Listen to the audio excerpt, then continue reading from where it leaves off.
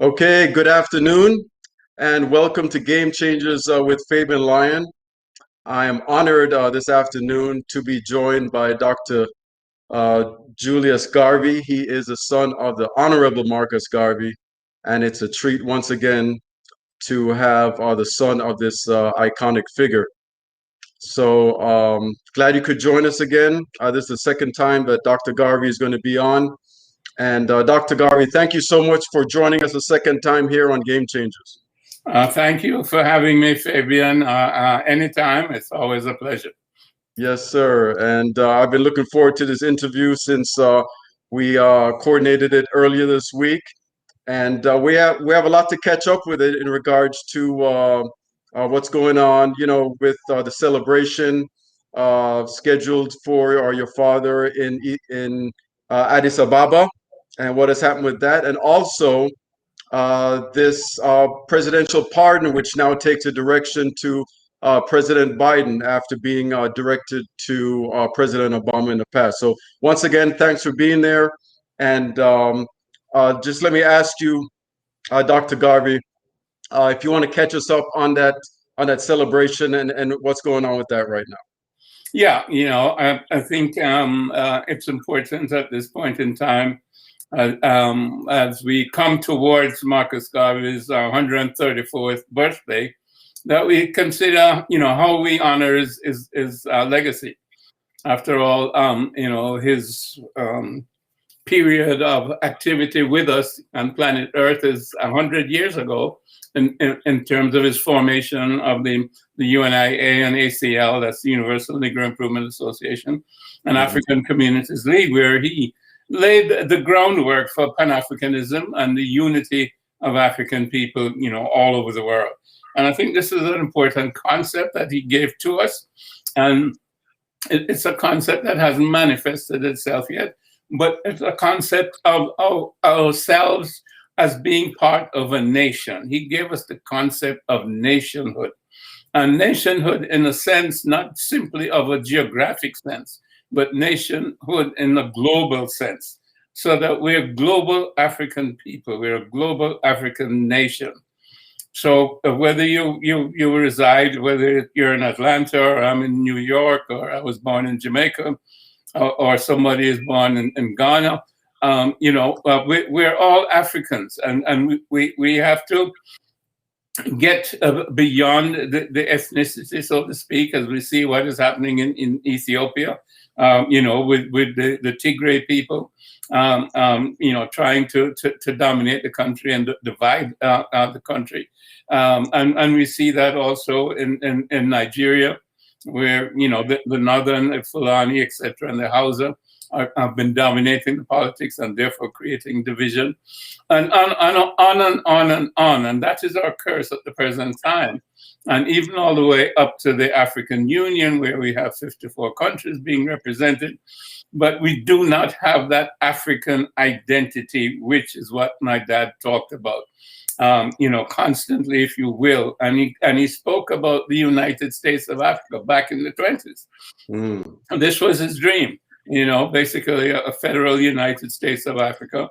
And with us as the diaspora, now we consider ourselves the sixth region. And we have to make that manifest. If we're going to continue his legacy, we have to manifest that. And that's kind of where we are at the present time. And, you had mentioned the exoneration of my dad. That's still a major stain on his name and on his legacy. The fact that he was fraudulently, convicted of using the mails to defraud in terms of the Black Star Line, which, as you know, and basically the whole world knows, was an effort to link, African people on the continent with the diaspora, both in terms of the Americas and the Caribbean. And that was the means of transportation of the time, in terms of transporting cargo, in terms of transporting people.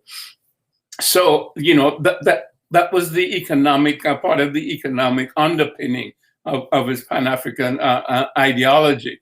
And this was understood by all of his members, which, he had over 6 million, as you know, still, the largest organization of African people, certainly outside the continent ever.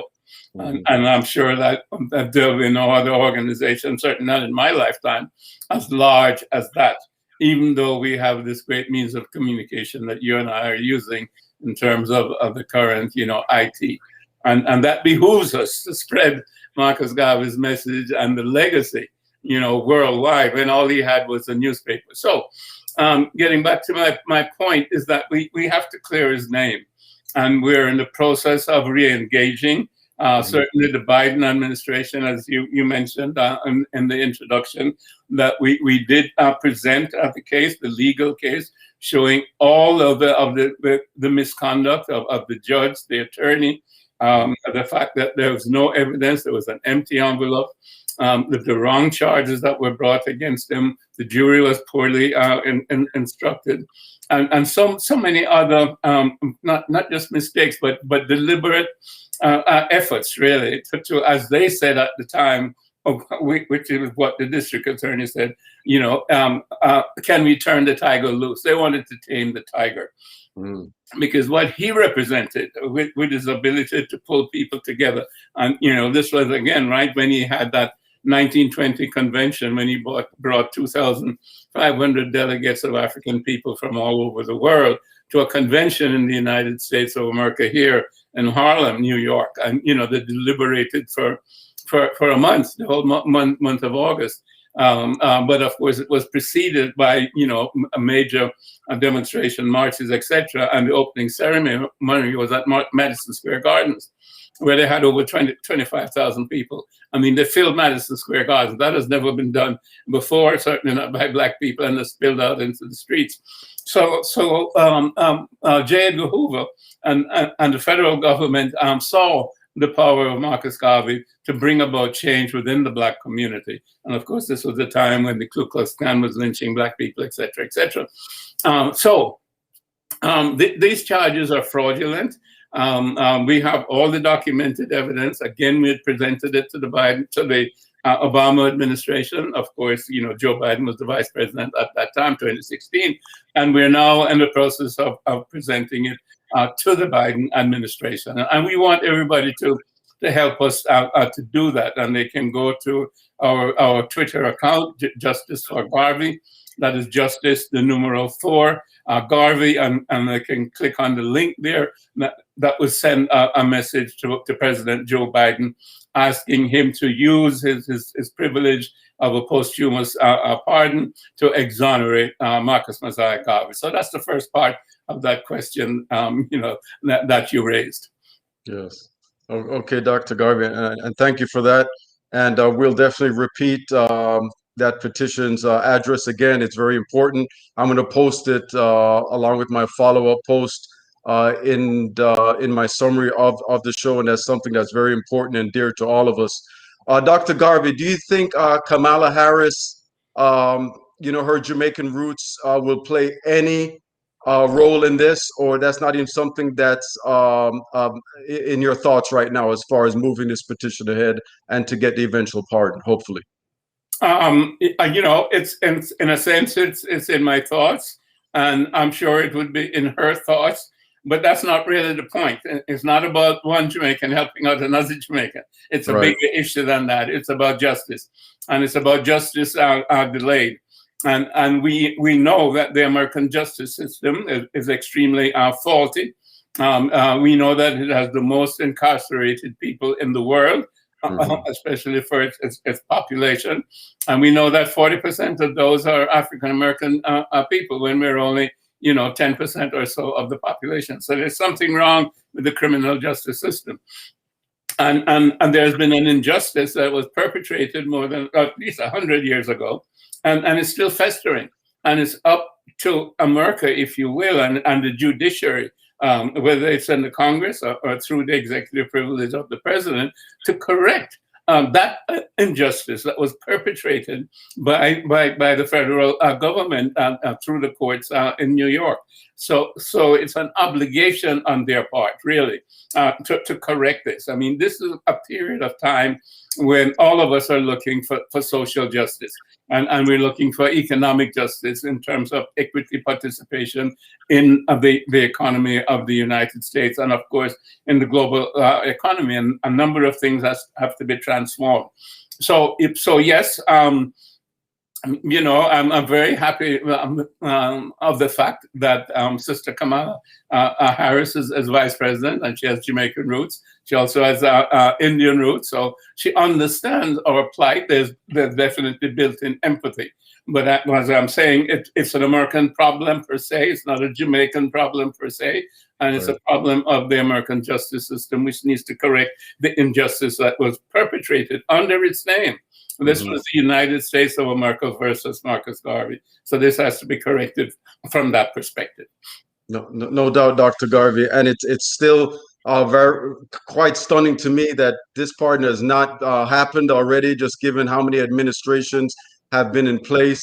And I don't know what has taken this long, but hopefully the Biden administration does the right thing this time around, because as you said, it's past due. You mentioned, you know, certainly many of us have been at this since 1987, myself and my brother and several historians, John Henry Clark and others, the Ambassador Johnson from Jamaica. You know, we went before the House Judiciary Committee that was headed up by John Conyers. Again, this is back in 1987, the centennial of my dad's birth. Right. And, you know, that's several years ago. And, you know, Congressman Rangel, you know, and we presented our case there with many historians, such as Robert Hill, and I mentioned John Henry Clark and so on, Tony Martin.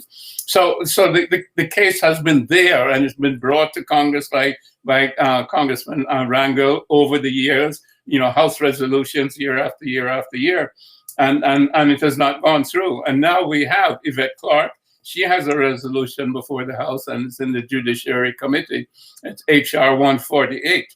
And we need, again, to put pressure on the Congress, the Congress people, whoever knows a congressperson, et cetera, and also, you know, at that site that I mentioned, Justice for Garvey, you can go to clear Garvey's name, and that's a petition also that can be circulated.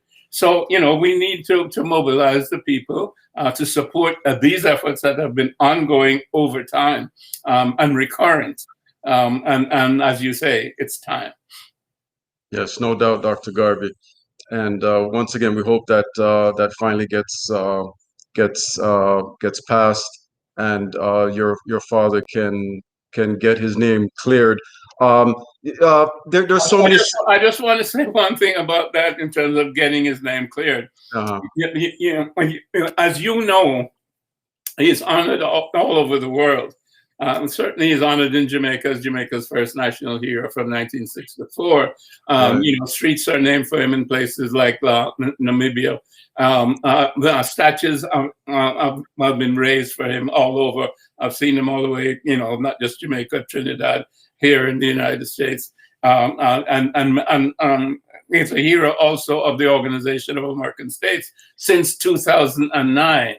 Okay, and that's 35 countries of this Western Hemisphere, the Organization of American States. So he's honored all over the world except in the United States. Mm-hmm. Now that tells you something. Something must be wrong with the American justice system. No doubt, Dr. Garvey. And beyond that, I've seen where many scholars have written, those who have studied your father, and say outside of that pardon, he still has not received his just due, just given the impact that he has had globally. And if you could maybe speak on that a little bit, although he's received all these commendations and acknowledgments for all the hard work that he put in, do you still feel that he has not received his just due? Well, it's not so much of receiving his just due. Is the fact that people have not understood the totality of his message. because he was brilliant. He was a genius. He was our first polymath, certainly in the diaspora as an African people. So he studied not only the systems that existed, because, don't forget, look at what he did. He was born in Jamaica. He was born in St. Anne's. He went to Kingston. He was a printer. He was a journalist. He went to Costa Rica. He traveled throughout Central America, came back to Jamaica. He went to England. He traveled throughout the continent, came to the United States in 1916, traveled through 38 states in 1 year. So here was somebody who traveled all over the world, okay, and saw the systems that were in place all over the world, plus the fact that, he read enormously. Of course, he took certain courses, we finished high school in Jamaica, etc., took certain courses at Birkbeck College in England, but he was a self-taught genius. I mean, he read voraciously. He worked for African Times and Orient Review in England. He interacted with African students, sailors, African intellectuals, etc.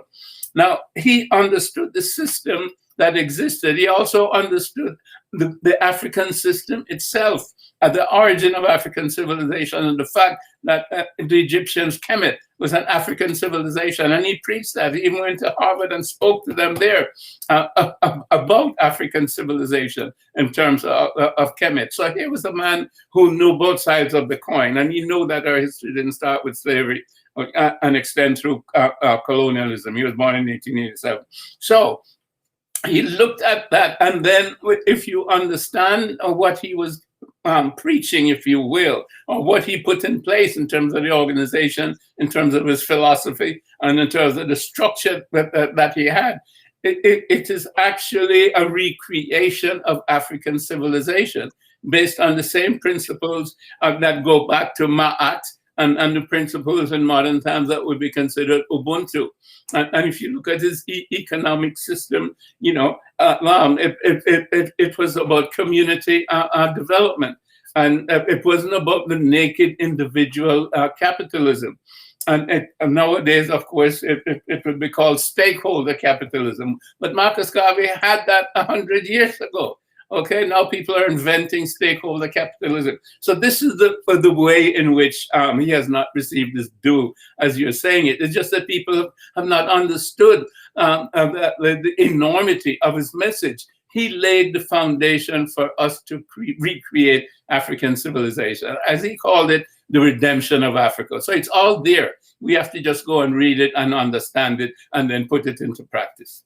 Okay. And on that very note, Dr. Garvey, have we picked up the baton collectively enough? Because given all that your father did, do you feel collectively, and certainly it has not been individually, but collectively, have we done your father justice in terms of really carrying it on, take it maybe even to that next level, so to speak?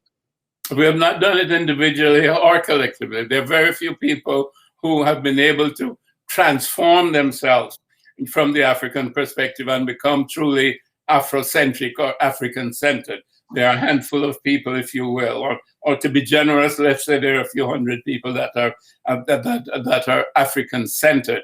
But if you look at the Organization of African Unity, if you look at the different national governments, whether they're in the Caribbean or they're on the continent, they do not express that African-centered perspective, as we talked about, that really mirror Ma'at, which is a peaceful integration of the different aspects of the community with a manifestation of our spiritual essence as opposed to simply our physical individuality, so that we can live then, harmoniously in terms of our social relationships and in terms of our economic and political relationships.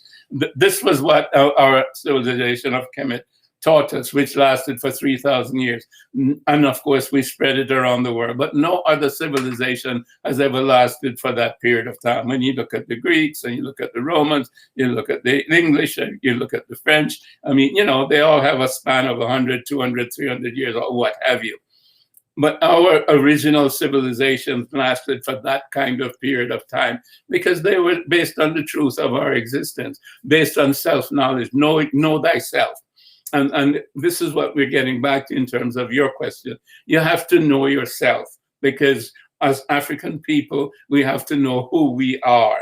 And that's an internal search. You see, some people call it meditation. You can call it whatever you want to call it. But you have to understand yourself. You have to look into the mirror of your mind and see how your mind works, because your mind works on the basis of consciousness. Your mind is nothing but consciousness that has been conditioned by your parents, your schooling, your religion, and the culture of the society in which you live. So when you can pull that apart and get back to consciousness, then you can function as a true individual person, as part of the universe. You see, without any contradictions or whatever. So then you'll be able truly to treat others as you treat yourself. And that's the basis of Ubuntu. And that's, again, going back to my act in terms of its psychology and in terms of its philosophy and how it manifests on a day-to-day basis. I mean, if I'm going to treat you as I treat myself, then the institutions that I create are going to be as favorable for you as they're going to be for me. So whether it's a banking institution or a finance institution, or whether it's an industrial plant or a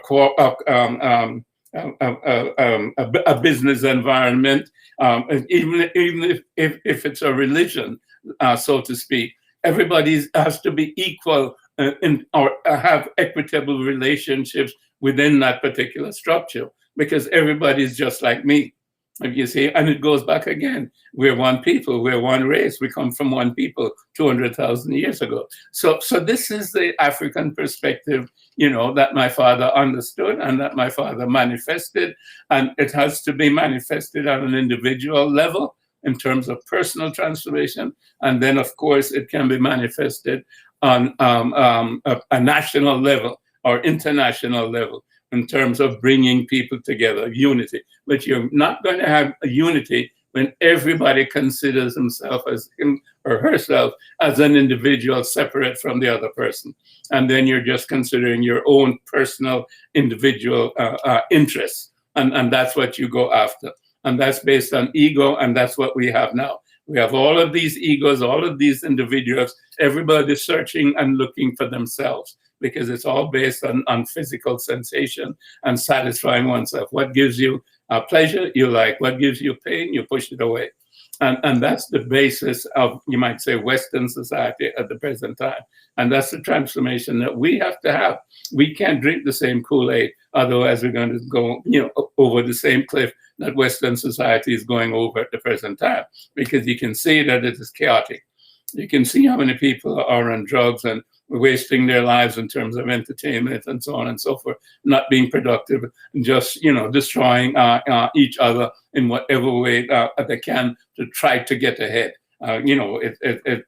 It's competition, and in some sense, may the best man win, so to speak. But it's not so much the best man; it's may the cruelest man win, the one who is willing to do whatever it is to be first or to be the richest. And it doesn't matter how many lives are destroyed or displaced or what have you. And again, that's been the history of Europe, certainly for the last 500 years. And we have to walk away from that and create our own systems, et cetera, et cetera. Yes, no doubt, Dr. Garvey. And I do hear some frustration in there. I want to ask you, what is your wish? What would be your wish to kind of change this game, so to speak? How would you envision, how would this look? If we could say, okay, let's start over again. Let's really pick up from the framework that your father put together. What would be your wish? If you could speak to maybe world leaders or even community leaders, what would that wish look like? Okay, we don't have to start all over again. And quite frankly, we don't need to start, and we don't need to talk to world leaders, because no revolution can succeed from above. Whatever the revolution is, it has to start from below. And it's the same thing with a transformation. And when I say revolution, I'm not talking about an armed revolt. I'm talking about a revolution or transformation of the mind. And that's what my dad said. We must liberate our minds from mental slavery. And that none but ourselves, can do that. Others may help us free the body, but we have to free our minds. So again, is from the ground up. And what we need is the understanding of the principles of Marcus Garvey. And other people have helped to lay out that understanding, people such as Amos Wilson, who's a great African-American psychologist and influenced by Marcus Garvey, etc. Now, we have to teach our kids the essence of what my father presented. Mm-hmm. So that they grow up with an understanding of themselves as African people in terms of their intrinsic spiritual nature and in terms of their history, so that they know that they have a long and very beautiful history that is as good as, if not better than, anybody else's history, at least because of its longevity. Not that we're trying to put down anybody else, but our kids have to know that, because right. Then that gives them the inspiration to say, what our ancestors have done, we therefore can do, and we can replicate.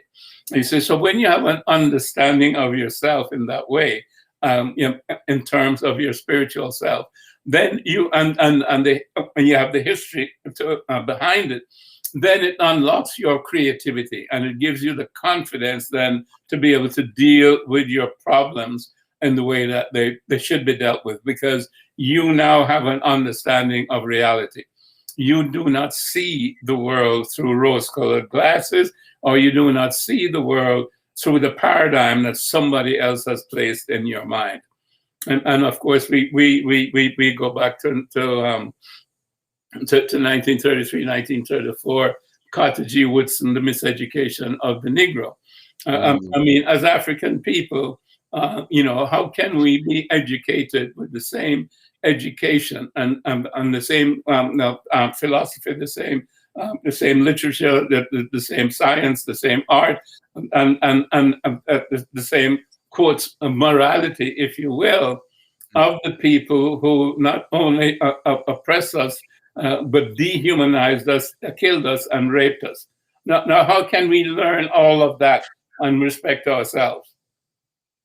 We can't, because what that is allows us to do in terms of what we learn is to hate ourselves, because this is a system that hated us. So when we learn all about the system, we automatically hate ourselves, and we automatically hate each other, because the other looks like us, each other. So this is the basis of self-hatred.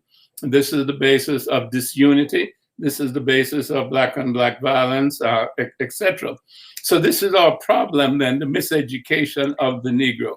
And we have to educate ourselves from the Afrocentric perspective, the African-centered perspective, as Marcus Garvey taught us. And this is the only way we're going to liberate our minds from that mental slavery. And once we do that, then the natural love that we would have for ourselves, we would also have for each other. And then we would be able to come together, we'd be able to work together, and we'd be able to unleash our creativity, because our creativity comes from the same place that our love comes from, which is our spirit, and that has to be unleashed to function on the material plane.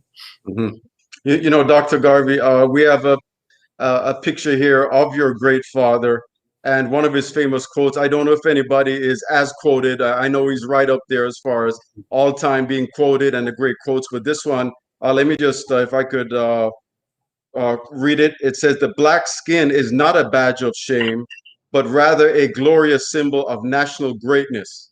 And that lines up exactly with what you've been saying since we started the show. And just maybe speak on that, and just growing up with your dad, Dr. Garvey, was this something that he would regularly do, these quotes, or these great quotes, did they come after in life once he started traveling?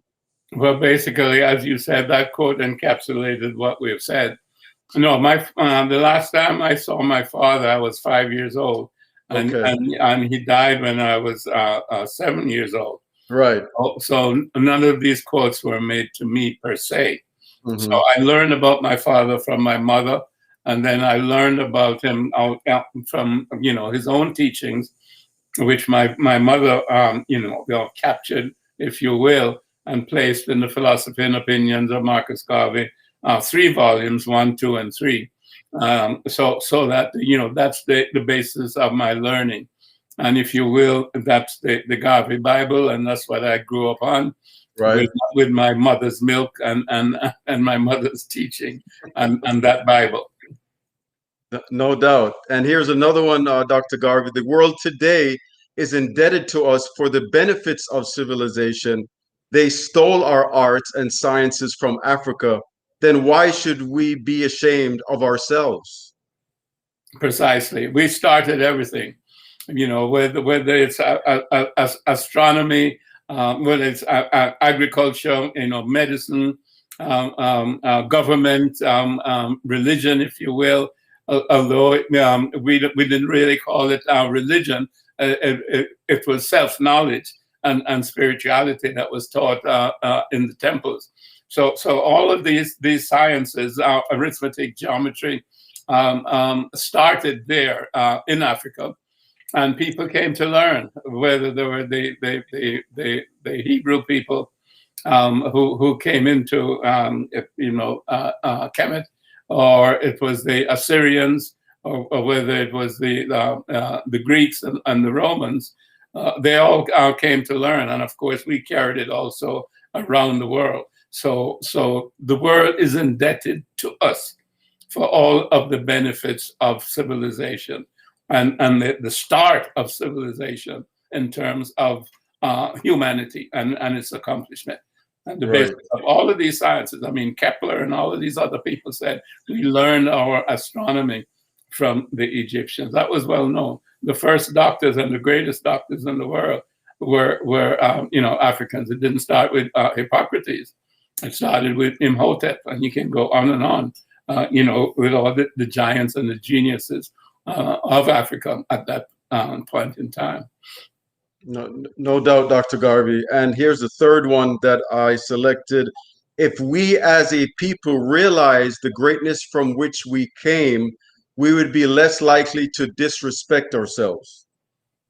Absolutely true. And that's, I guess I've absorbed a lot. I guess that's what I was trying to say, that we need to know our history as part of the knowledge of ourselves. When we look at ourselves and we look at our mind and we understand how our mind develops out of consciousness in terms of its being, processed, shall we say, and programmed by our culture, etc. When we know, ourselves, we also know what has transpired in the past, because, we look at reality through the lens of history. My dad said that, and John Henry Clark also said that history is the lens through which you look at the future. And that's of extreme importance. Okay. Dr. Garvey, do you have a favorite quote from your father? There's so many to choose from. Is there one or two that are most dear to your heart? God and nature first made us what we are, and then out of our own genius, we make ourselves what we want to be. That's one of my favorites. Mm-hmm. Okay. All right. Well, what do you remember most, Dr. Garvey? I know you said you were 5 years old, but what stands out, or what stands out from that age, even your time with your father? Just a loving person who was very concerned with his children. My older brother and myself. And different activities of a young child with his father. Mm-hmm. Okay. And at what age, like there's so many people born into, whether it's their parents or a relative that has that, they're doing something special with their lives.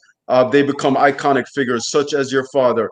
At what point of your life, Dr. Garvey, did you feel an obligation to carry on what your father has built, all that hard work? Because so many do not. They just kind of sit on it, so to speak. But what was there a period of time that you said, this is my obligation to carry on?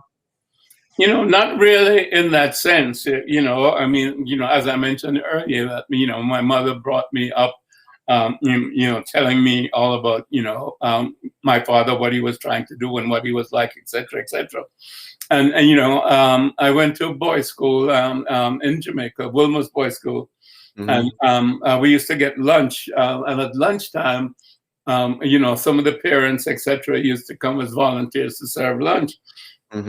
And I remember, once going through the line, and the lady was putting the food on my plate, and she said to me, "Oh, Julius, oh, your father was a great man," and that really stuck in my head.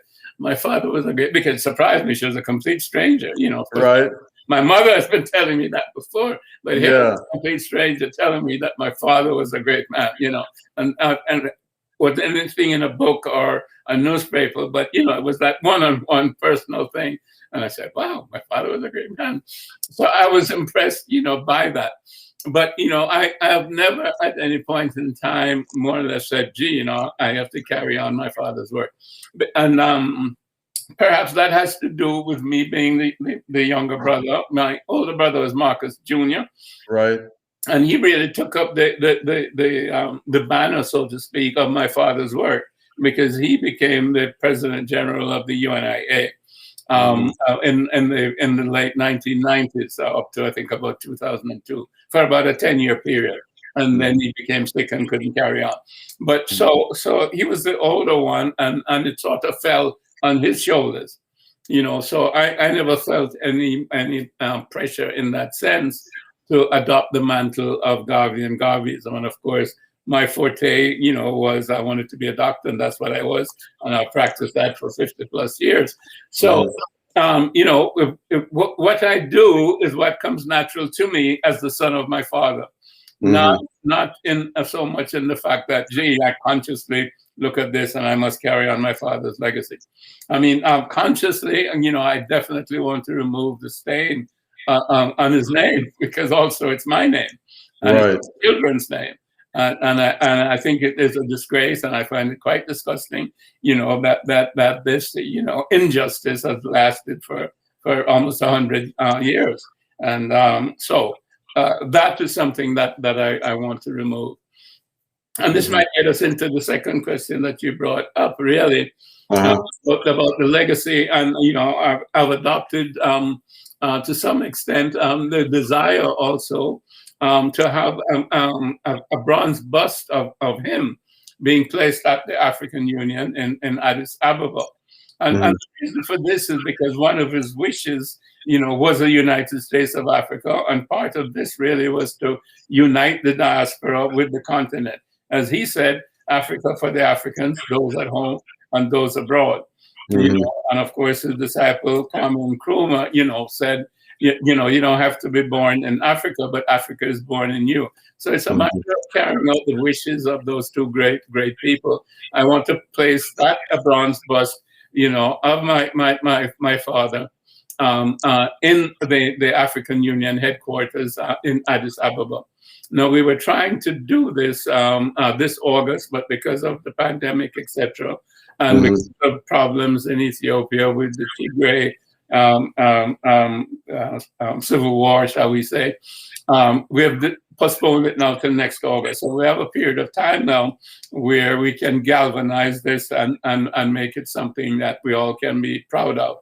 And what I would like people to do is to go to garveybronze.org and help us there, get information and help us to pay for the statue and join the trip, etc., when it's put together again for next year.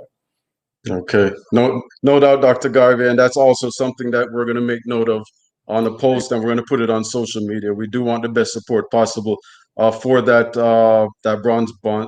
bronze bust to happen, and it will happen. Dr. Garvey, I wanted to ask you about Jamaica's independence on a personal note, which we are celebrating this week. Right. I wanted to ask you about your overall thoughts of the past 59 years. What do you feel should be most celebrated, and what would you have liked for us to celebrate more of that we might not have paid enough attention to? We have to question whether we're truly independent. when we have to give, honor to the Queen, and we have to go to the Privy Council, and we're still not a republic. Since 1964, 1962, we have to ask ourselves, how independent are we? And how independent are we in terms of our systems of government, our systems of education, our systems of healthcare, our economic systems? I mean, as you and I know, there are 10, 15, 20 families that run Jamaica, etc., and that have run Jamaica since the days of slavery, if you will, or post-slavery, and that continues. So we don't have a proper economic structure within the island that would give prosperity to all, and that is of extreme importance, because what's the purpose of having a government if some people are lording it over other people? That was the principle of slavery.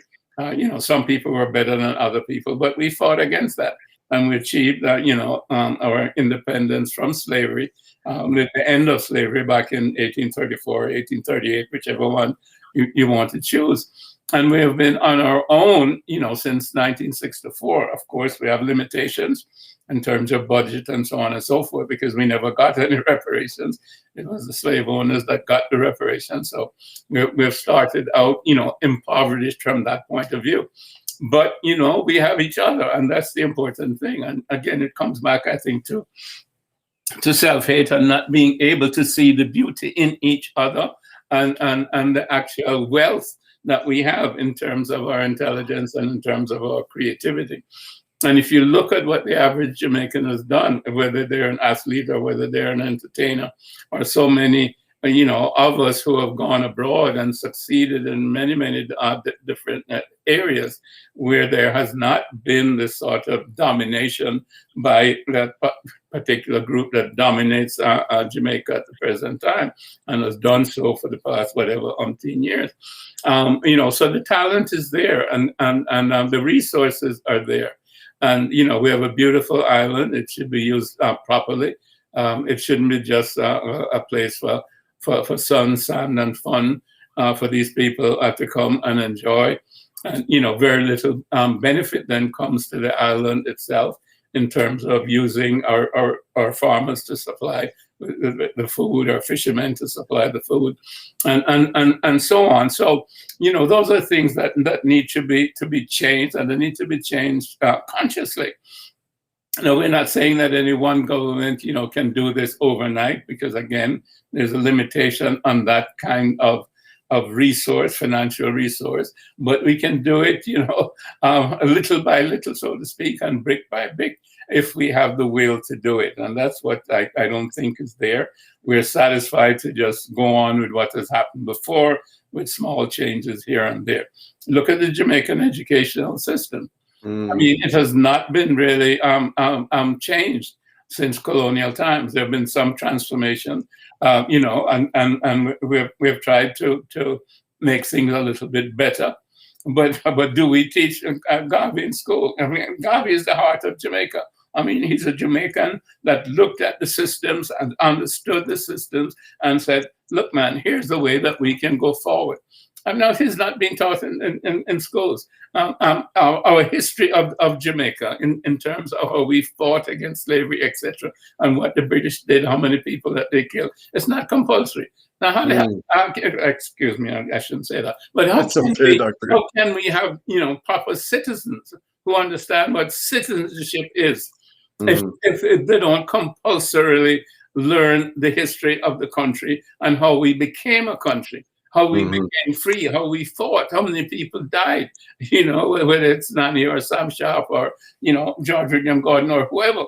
Right. And our heroes, I mean, we have a wonderful history in Jamaica. It has to be taught. I mean, I know our history, and I'm motivated, by our heroes, not just Marcus Garvey. I'm motivated by all of our heroes. And like Sam Sharp. I mean, I would rather die on yonder gallows, than be a slave. Yes. And I got that from Sam Sharp. Nobody can take it away from me. I don't know when I got it, but I know I got it. These are the things that kids need to know. And they need to know that people gave their lives so that they can be who they are, they can be free, and they can have an opportunity to improve themselves, etc., etc. So, so that's the problem. And again, it's not picking on any one government, because this has happened over time. Right. We've had a long time, since 1964. So we've had different governments in place.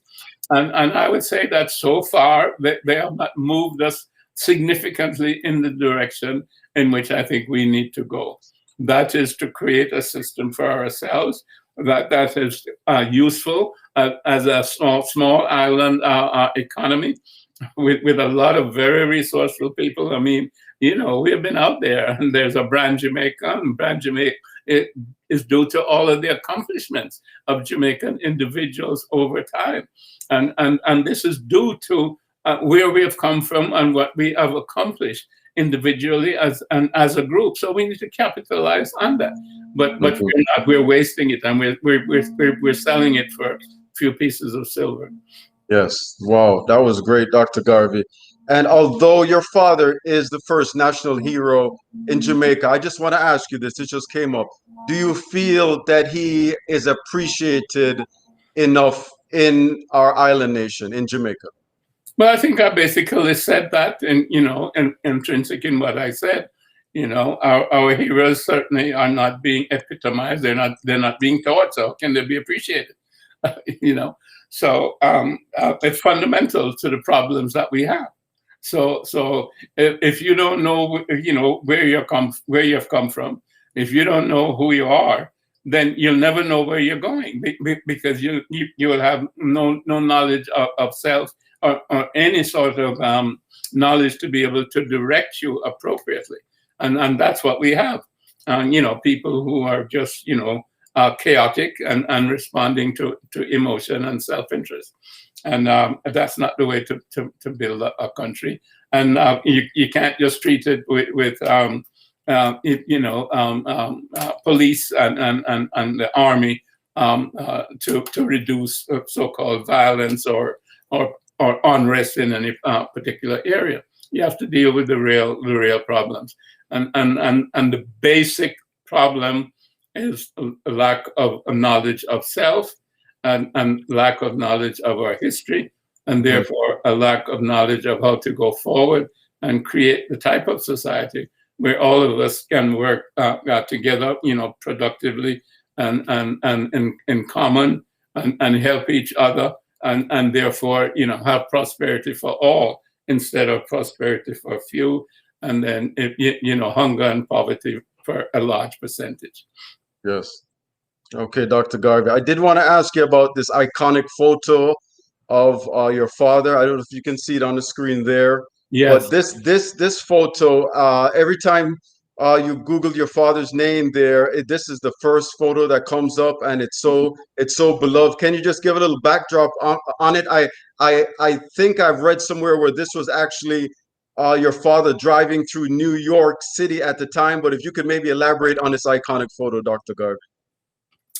Yes, I think this was a photo of him in his robes of office as President General of the UNIA and the basically the African nation in exile, and he's sitting in an open car, a convertible open car, and driving through Harlem as part of a parade. He would be the lead car in a particular parade. I don't particularly care for this photo, because again, it tends to cater to the concept of him as quotes, the great man removed from the general populace. And I like the ones where you see him in a chair in his suit, or you see him with a book in his hand, and that sort of thing, which brings him down to the level of the people, so to speak. And I prefer to see him as a teacher more so than the emperor, if you will, or the king in that sense. I mean, granted, he was a leader, yes, and I even like to see him in his academic robes, but I don't particularly care for the plumes, etc. Understood, Doctor. Don't tell anybody that.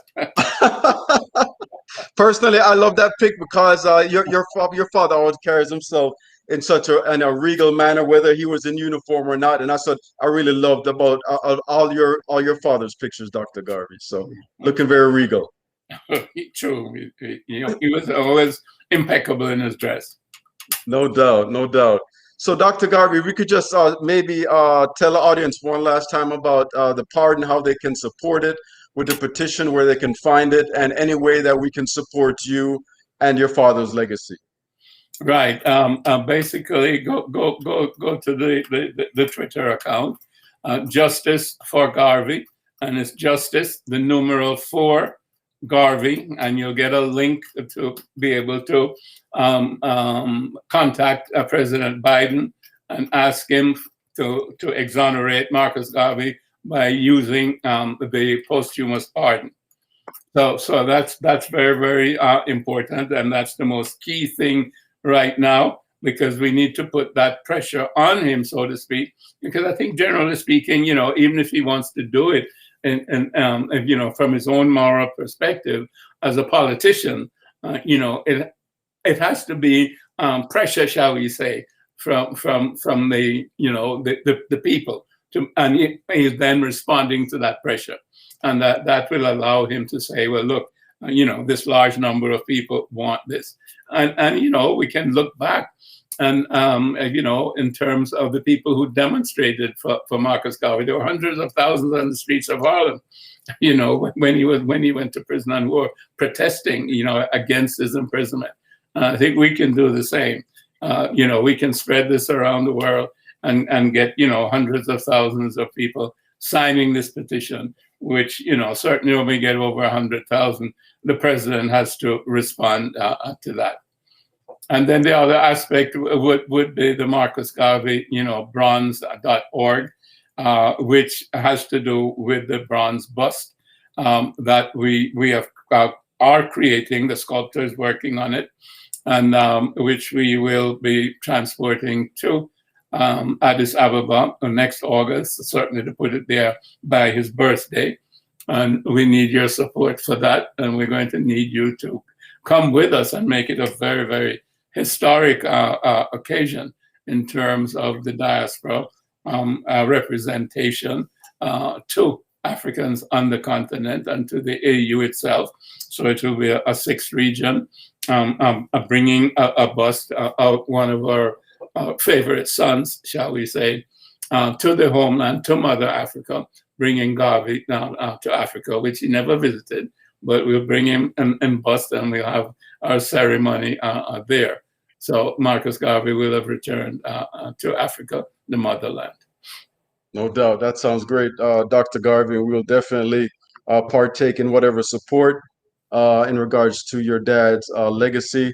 In closing, Dr. Garvey, I just want to ask if there's anything you want to add. And I also want to say that I just want to thank you for your father's service. I want to thank you for his courage.